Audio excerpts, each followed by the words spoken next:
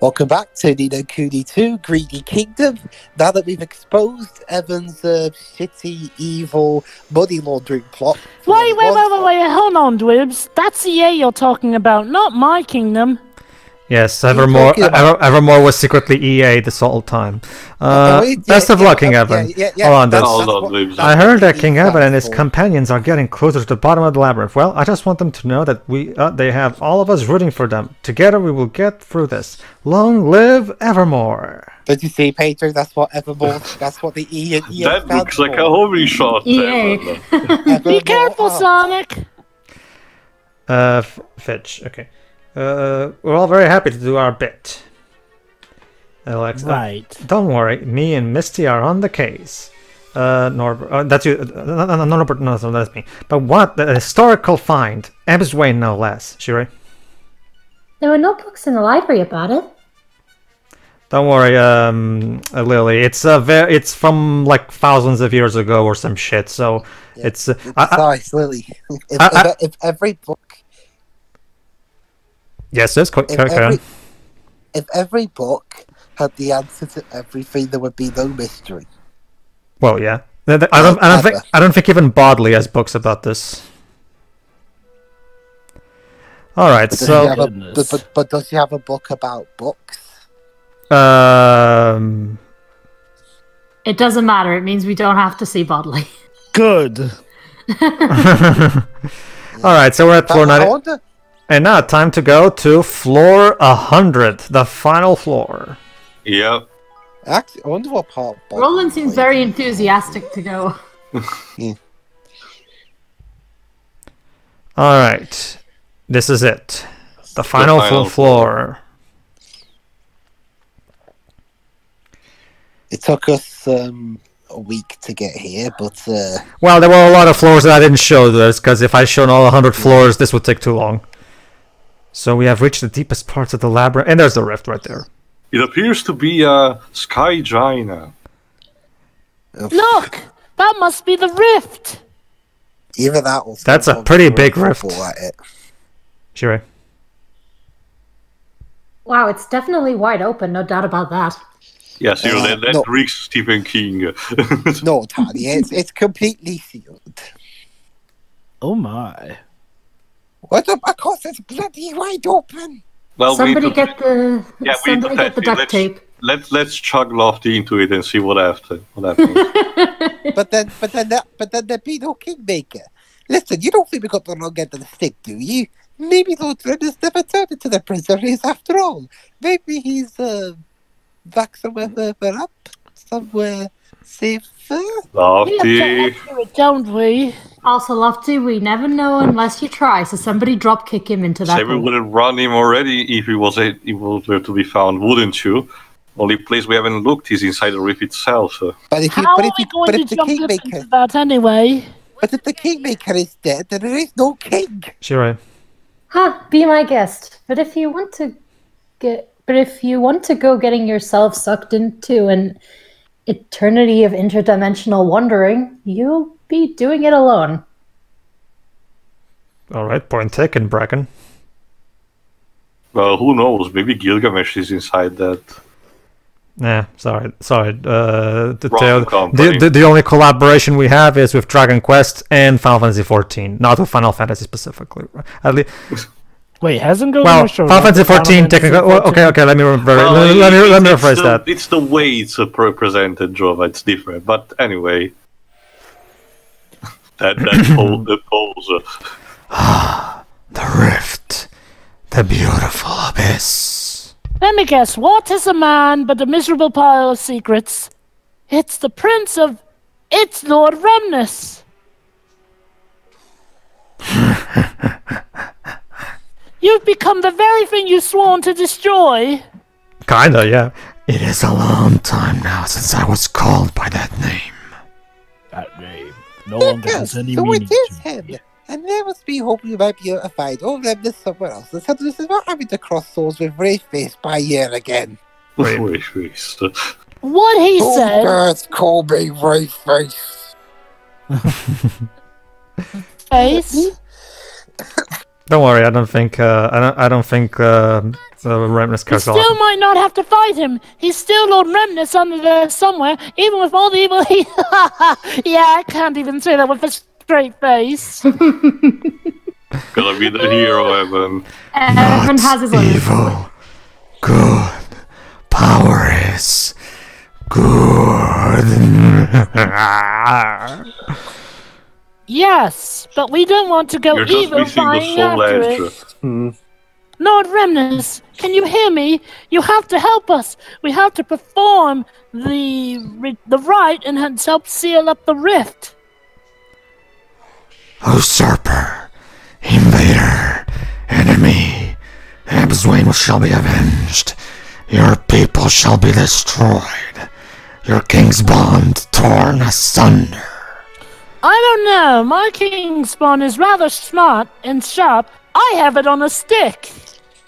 Well, technically, right now it's on Mornstar, so technically it's in a sword now. Yes, but Mornstar was that stick.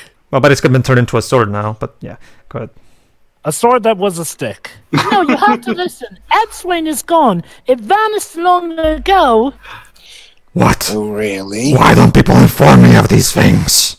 You are not but a prince of ruins. Liar, deceiver. You shall not trick me, Evan Pettywhisker Tildrum. You shall pay. Alright, how many strikes on the sword do you want me to pay you with? I hate to say it, Evan, but I don't think diplomacy is going to win this one. Oh well, it was worth a try. Well, at least we tried. Well, shit out of them is a form of diplomacy. Well, at least we tried. That's that. There was an attempt. As you wish, Your Majesty. Also, what a weird sound effect to use. Hello! We will do battle forevermore and for your mortal soul. Hello. That's surprisingly metal, Evan. Do you want to fight for the planet?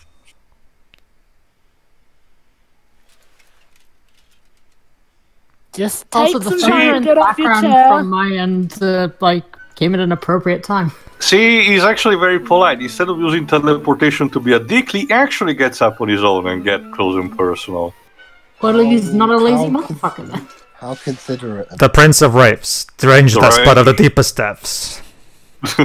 He wields the color purple. That is there you go. true. So yeah, the Prince of Wraiths is at level 120, which was the maximum level at the time of the 3.0 patch. Now it's But little does he know, we are above that maximum. So Well, how about him? Okay, final Prince of Wraiths is pretty tough if you're not at max level like he is. So max it out. so make sure you fight him first time at normal mode, so that and only try harder modes when you actually have more experience with the fight and you are familiar with it. Because trying to go for the golden trophy, which requires you to beat this boss at hard mode as your first try, yeah, you're not gonna get that. So yeah, and forget expert mode. Expert mode is like, okay. To be fair, now it's much more doable because of patch 4.0, where now the max level is 150. But back when 120 was your max level, yeah, fighting this guy on expert mode was so for your first fight, I recommend using a normal mode. You can come back. You can, after you beat him, you can come back and fight him again and as many times as you want. So don't worry, you can still get the trophy later. The part of equipment that you can get from the dungeon helps immensely too, because I don't think we actually talked about this particular thing. One particular, I don't think it was also at least that common in the vanilla game, but one equipment you will find plenty of in the dungeon, particularly the later parts, and if you invest in a pink orb in the and the dungeon chests, is the Nascan equipment. It's basically can consist in any piece of equipment, either protection or offense, that has an innate ability perk that gives different types of bonus, but also malus. You can find potentially, for example, like say a wand of Nascan equipment that helps you immensely at casting magic, but it lowers your defense as a cost. There's a high compensation, but for a price in that kind of sense. but I would argue that they're worth, especially if you manage to combine them effectively, and they have incredibly good stats to boot. So always look out for them. They tend to be. They are also unique in the fact that your equipment, as you can see, has the rarity, with the colors like red, blue, green, and purple eventually, while the Nascan one is bright gold, I think, or white, bright white, basically a unique color of its own, represent how particular it is. Yeah, most of them are gotten through, again, getting a lot of orbs on the labyrinth. However, for the final expansion, there's a lot more that are even added, and they're obtained through actual building in the kingdom. So they're thanks to materials you get from the Solazium slog. So, yeah, I noticed that too. So basically, again, it's all about, again, the primary way of beating Lord Remnus is basically make sure you're on par with his level, because and also get some really good equipment. And combined with that, make very, very good use of the Ding Dong Discipline and the Gizmo Supremo. Yeah. Again, this is a final test of all the gimmicks that the dungeons have introduced. The barrier, the monster spawn from the monster mound, and the poisonous pools. Indeed. Of course. The current party that I'm using is Evan with the Ding Dong Discipline, and Roland is using the Gizmo Supremo, as you can see there in the HUD there. I think Tiny is also using the Ding Dong Discipline, but I don't remember if so there you go. Basically, I keep alternating between both Evan and Roland depending on my needs. But of course. There you go.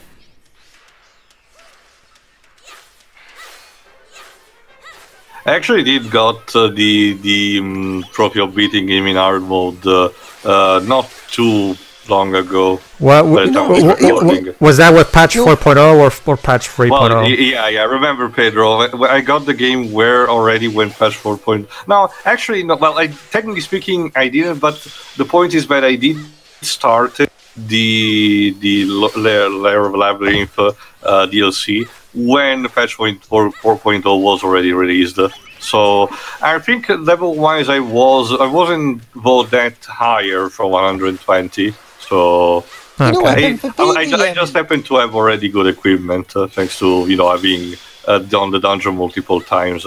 Yes, Lofty? For being a dark, evil, corrupted prince, he's very considerate. He lets us heal ourselves.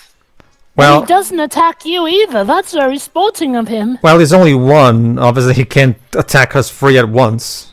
He's also nice to be not one of those bosses who summons his mooks. Well, he does that thanks to the monster mound in that kind of sense. That's true, yeah. Not just that, he compensates for the attack with the wide area of the sword, but what you need to watch out the most is when he does the projectile attack, when he summons the mini spirit light, because you can see they have homing abilities and they're a lot at once.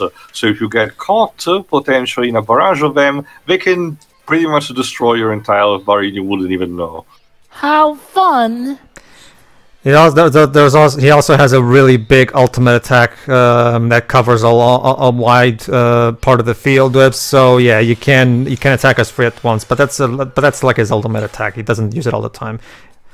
Basically, the best course of action when that happens is make sure you stay away from the guy.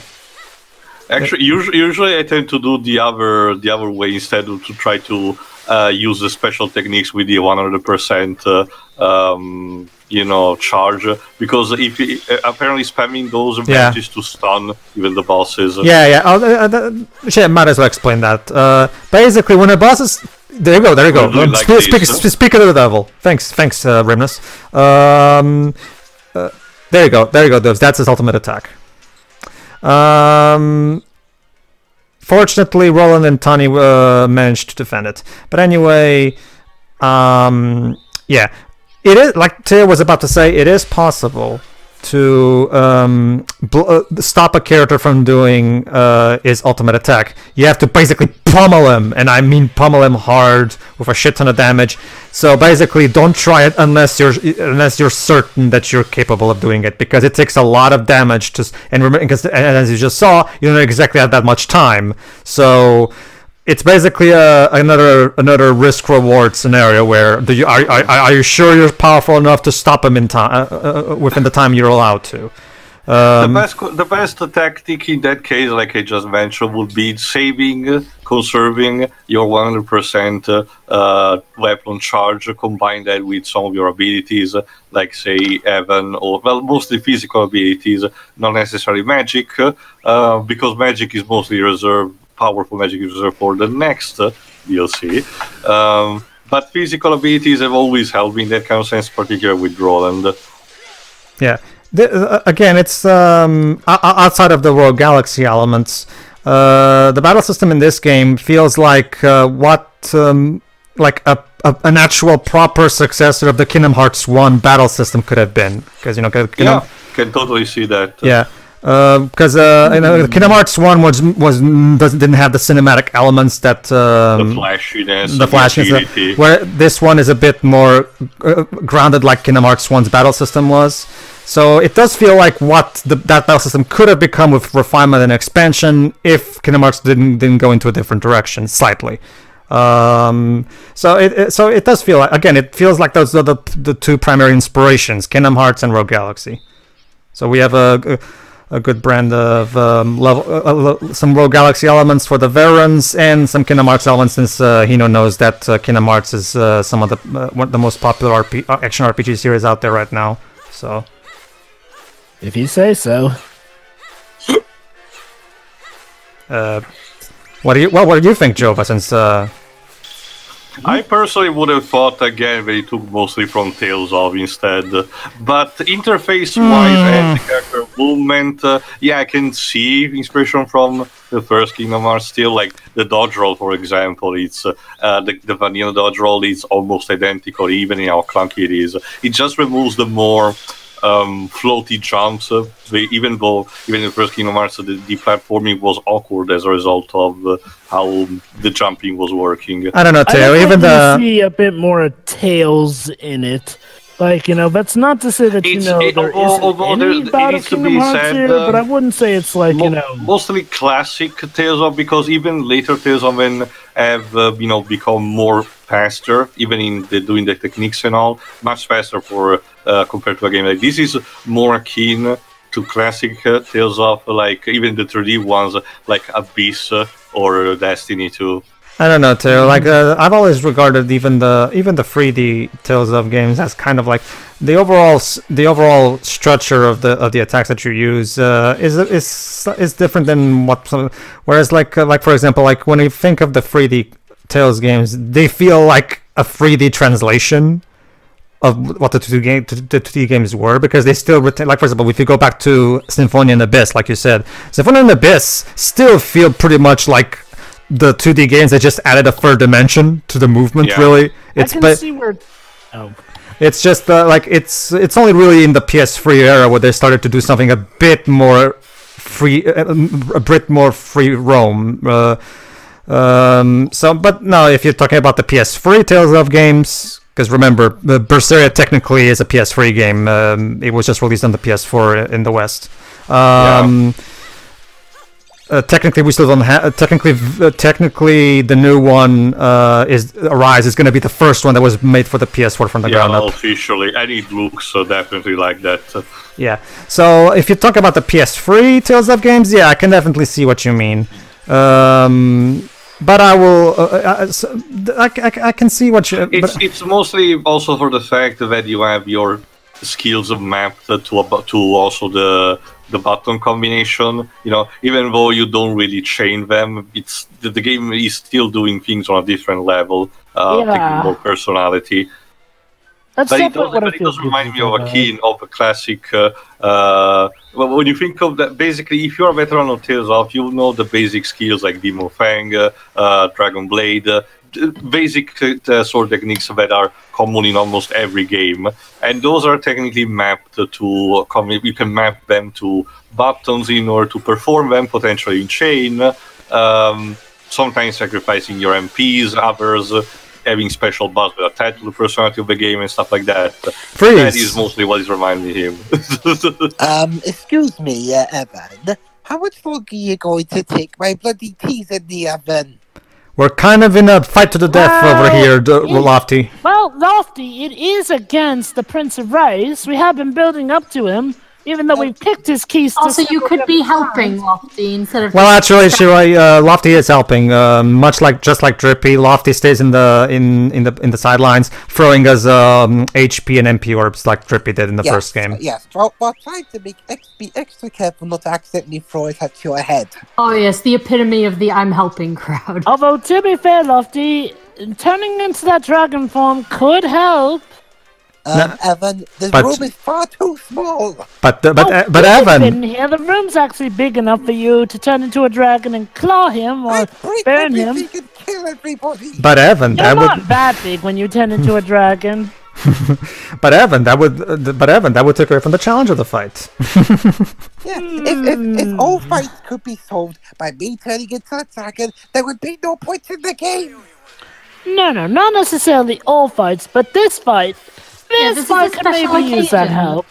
Yeah. Shirai, not for nothing, but when by that logic, we should they didn't work because in the Solidseum slog, most of the last 15 floors are all of them special occasions as you call them, Shirai. So. Well, to be fair, this one is more special, seeing as how it's the final fight against the Prince of Wraiths, and we are doing it to save the kingdoms once and for all. And considering how he's going all out, I think we should be allowed to go all out. Well, technically I am going all out, but yeah, I see what you mean. Get him! Almost there. We're almost there. Hang on, wait a second. Excuse me, sir. Do you mind pausing? One of our colleagues is a bit in bad shape. Again, just be glad this is not Dark Souls and you're and you pausing actually does give you time out. Hold on, time out. All right, Roland, in you go. There we go. Pausing doesn't always save you. No. Oh, by the way, Evan, the reason I said about my dinner earlier. Why? You left the oven on. I didn't leave the oven on. You did. Well, I didn't. Must have been Tiny messing around with the thing. Seriously though, the calendar says it's Lofty's turn to cook. That was in January. Yes, but you put it off until February. Freeze. No, I didn't. I put it off till April. And besides, there you go. See, I can't even get near the oven. There you go. See, Shirai, Lofty just threw us a bunch of orbs. You see that's Tiny's defining character trait. Always messing around in stuff that doesn't even belong to her. I thought her thing was that she's incredibly blunt, and although to be fair, you are too. Dude, everyone in this game has had a moment when they are incredibly blunt. Mr. LeBlander, she's a pirate. Okay, what has that got to do with anything? The pirates always meddle with things. Not necessarily, Geralt. Not always. Our shopkeeper Geralt doesn't do any of that. What pirates are you thinking of? Those pirates from that Disney book that say a good pirate never steals things.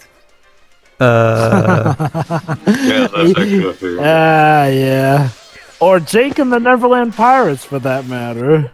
Well, yeah. Technically, the pirates working for Evermore did, kill people and stuff like that. It's just that they've been reformed since then.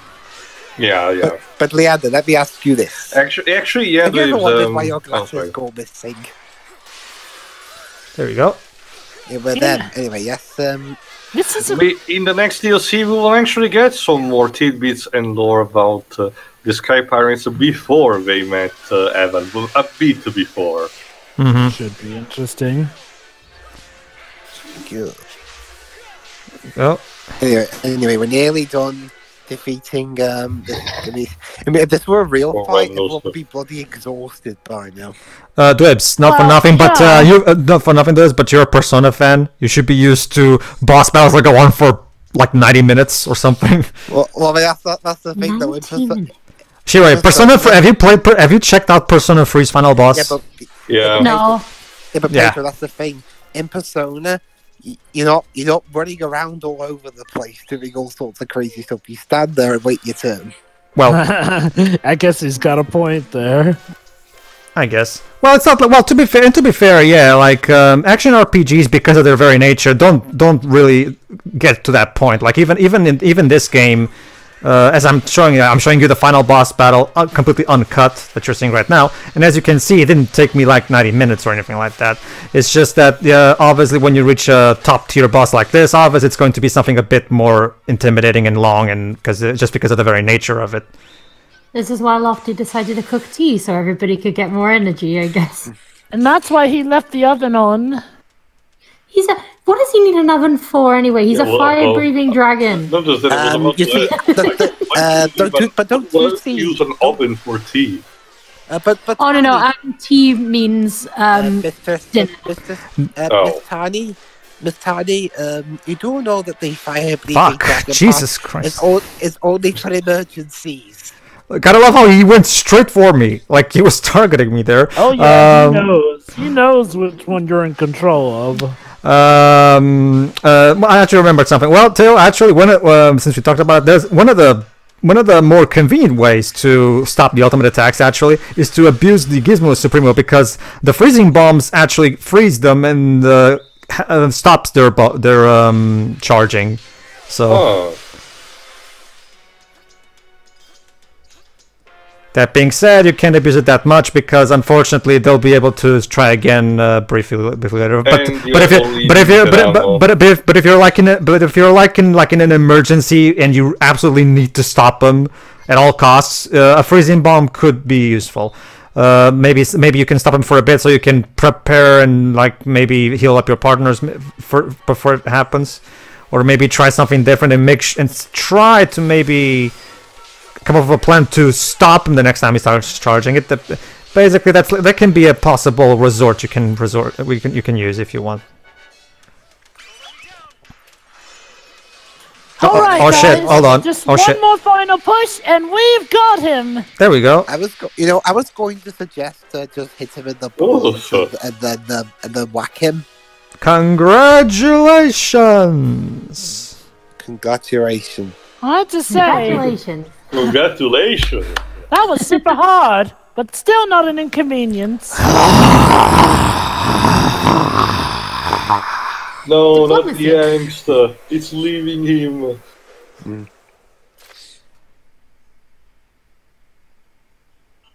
I can't see a very good this Selbit. Have we beaten the evil out of him yet? The right. Is he still evil? Get ready to gang up on him, guys. Whoa, Evan, let him speak just a moment. It was him, the horned one. He. Let him speak. Just a few seconds ago, he was time-balling me. True, but hold on. Let's see. Yes, it looks like he has something to say. The black power of the rift. At last, it leaves me. Are you sure? Yeah. Remember the. Well, can't you tell by the tone of my voice? Oh, you have my thanks, little king. Trust me, I've been tricked by that before. It hurts.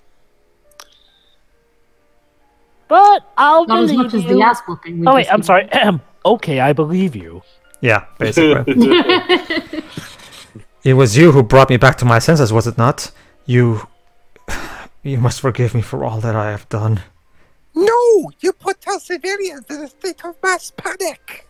And pain. And you expect us to forgive you just like that? Yes, please. Lord Remnus, it's really you. Yes, it is I.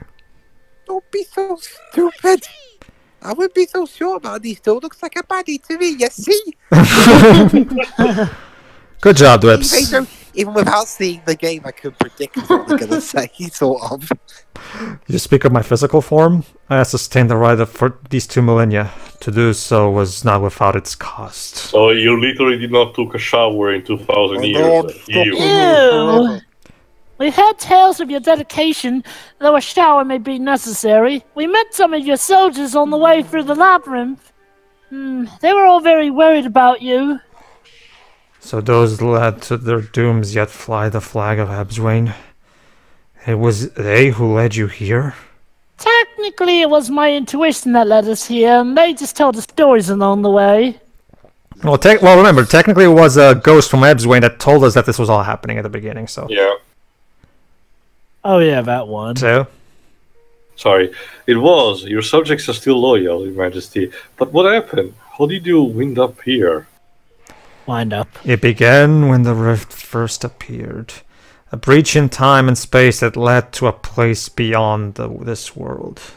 Oh boy, I sense time travel. No. Oh, I know the... More like dimension hopping. No, fortunately not. A place where the greatest evil of all lay sealed away, the Horned One. His darkness spread, seeped out through the rift, through the labyrinth and beyond, sent the monsters of my kingdom into a frenzy of mouth. So basically, this whole thing was kind of Dalaran's fault. Basically. Oh, what a shocking, what a shock. Sent them into a frenzy, blah, blah, blah, this was evil, blah, blah, blah. The fallen fiends amassed, a great force scattered, and Ebswain was its target. So basically, the Horned One and its darkness also destroyed Ebswain from here within the underground. There was only one way to save my kingdom. I would have to gather my most trusted troops and descend into the depths of the labyrinth. There I performed the ritual that would hold the wickedness of the rift at bay. Why do I get the feeling that didn't end so well? Hey, Teo. No man can stare into darkness that long and survive with his soul intact. Latin returns joke. Even better, Teo. Both steered into the darkness, but when it looked back at us, you blinked. Shira? Oh. And you really kept it up for 2,000 years? Thanks only to the aid of my kingmaker, Elegia. And though his physical form long since left this world, his power remains to sustain me. You mentioned voiced by Elijah Wood. You mentioned time travel. I know the perfect music for this. Do do do do. It's actually interdimensional because remember this franchise is all about the multiverse. But then the Horned One was reawoken, and with his awakening came a wave of evil like nothing that had come before it. It changed me, corrupted me. I became the Wraith, the master of the fallen.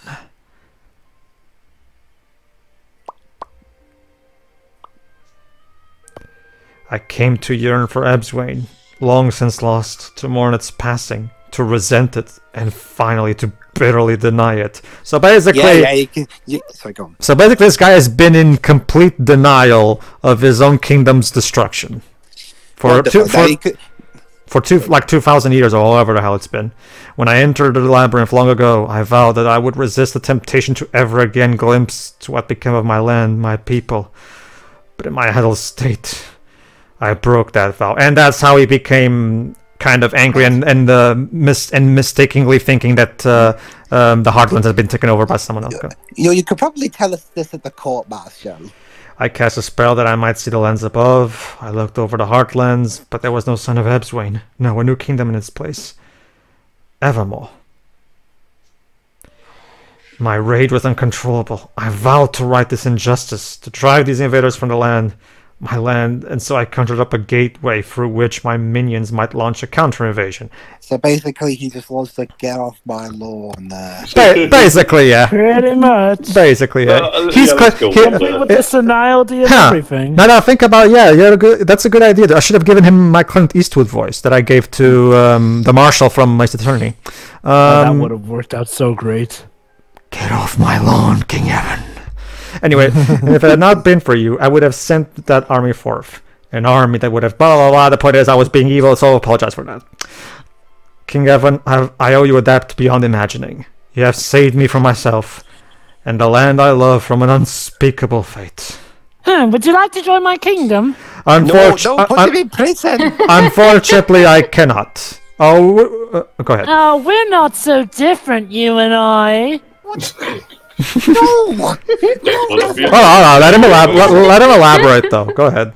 The point is that we both wanted to protect our subjects and our kingdom. That's what his point.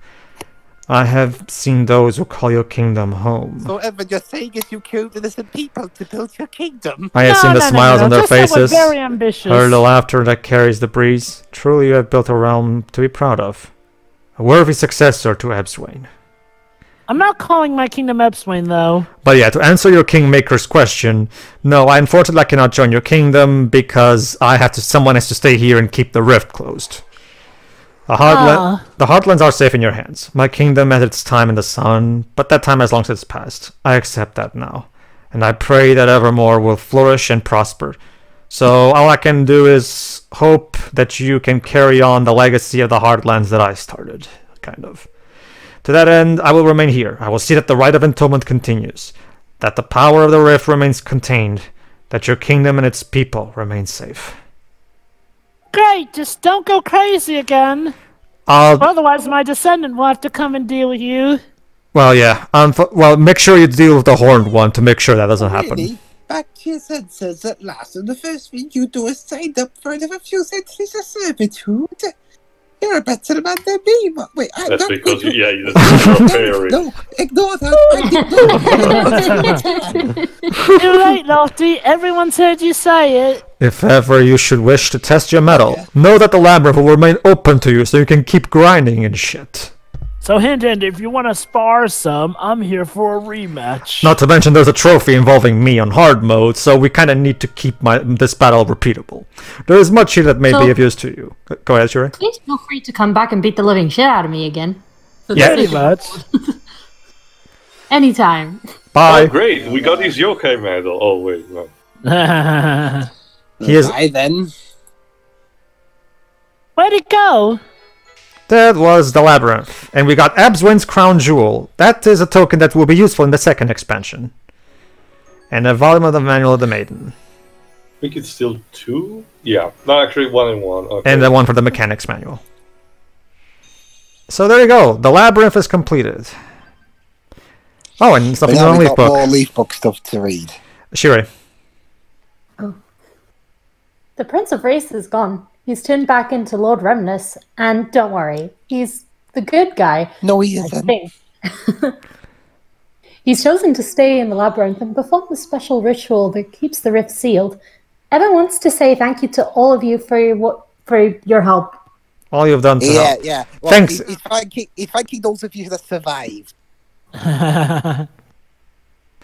Remember, Revs, all 100 of our citizens were throughout all the 100 floors giving us advice and even giving us decisions on gimmicks for the next floor, just in case we needed help. Tawny typed this while Remnus was giving his speech. Probably. Yes, she was. Evan, you're way too nice sometimes, you know that. Yeah, no, it's just I was having this conversation the other day. He's just like his creator. Remember? Go ahead. Lycorius, that's you, Jova. Go ahead. Does this mean those monsters are gone? It's the discount Undyne. Oh, does this mean that those monsters are gone? Two. Warren, they're still in the labyrinth. Two. Sorry, Dwips, Chip. Yep, normal rules of time don't apply there. Two. True. The detective. Oh, okay, so there's stuff from the past there. Got it in one, Sonic. I mean, you're smarter than you look. Jova. That Cumberswab will be pleased. Dwips. Oh, sorry. Sorry. The point, basically, I don't even get any speech time. Don't worry, I'll recap. Basically, our Cumbish, the one with a K, was wait, what do you mean? Are you misspelling my name? And then she goes like, no, I meant the other Cumbish. We can talk. We can talk about this later. And we got a dangerous adventuring staff. It's not that impossible villain. I am no longer Cumbish. Now I am Cumbish. for that Gil, he just added an extra L. Yeah. That makes all the difference. Escaped unscathed, yes, sure. Well, we're still alive, aren't we? Not mentally, though. Yeah, I mean, Ever's probably not going to be able to sleep for a week. Oh, there you go, Jobba. There you go, Jobba. That's Licorious. Go ahead. You are the most impressive warrior, Grim. By my count, you have taken more monster scalps than any other. You are a true hero. Oh my. A hero? Please. I'm just doing my job. Nonsense. What you do is truly an art. This armor serves only to mask the depression in my heart or something. There's Drew. Oh, hey, Drew Barrymore. Go ahead, Theo. Hey there, Evan. Don't worry, I'm on patrol, and the labyrinth is safer than ever. Which isn't to say that there aren't few monsters still around. Don't let your guard down, okay? Of course it's safe now. I beat up the Prince of Wraiths, and he's a good guy now. Yeah, defeat equals redemption. In classic JRPG faction. It's a lesson in humility. Alright, Norbert now, I think. Or maybe it's Century? Yeah. And so Lord Remnus resolved to make the ultimate sacrifice and remain at the bottom of the labyrinth so that the rite could be continued.